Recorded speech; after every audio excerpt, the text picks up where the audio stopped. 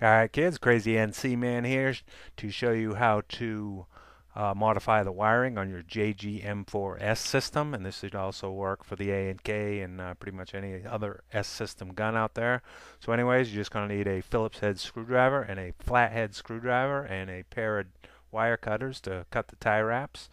So you'll see here in this first picture, you need to take your side RIS rails off, and then up at the front there's the flathead screw.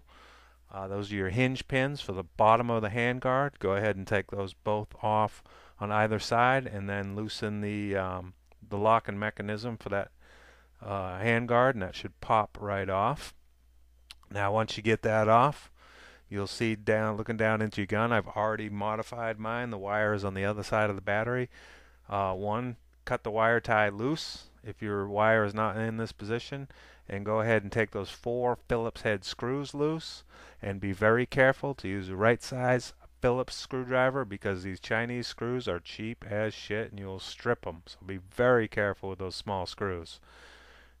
Now you can see here, like I said, the original wiring will go on top of the barrel, and the wire wrap is laying in that little cutout, and that is what holds your battery from not being able to get in.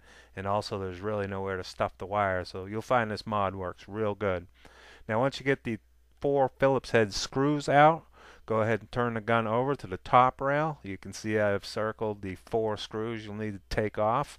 One slotted screwdriver and the other are Allen head socket head cap screws.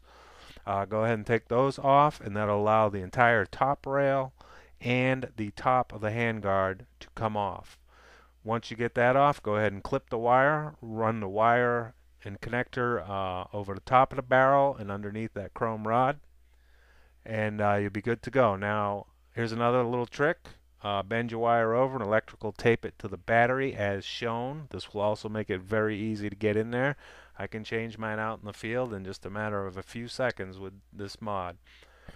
And then you'll see in this next picture where the barrel is cut out, your battery must lie in that cutout. Okay? It can't be up, if it's riding up on one end a little more than the other, it's not going to fit. Also, the wires on the side that come out of the body of the gun, make sure you tape those a little bit.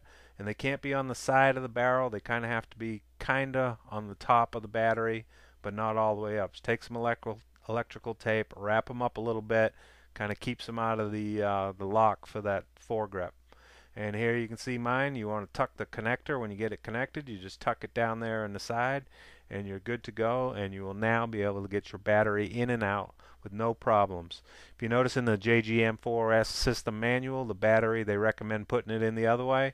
Just do it like this, and you'll be a lot happier. Like I said, I can get mine done in a matter of seconds, and you just kind of, you know, just use your head when you're, like I said, when you're taking those screws out. Make sure you're not using the wrong size screwdriver, or you're going to strip it out and you will be screwed.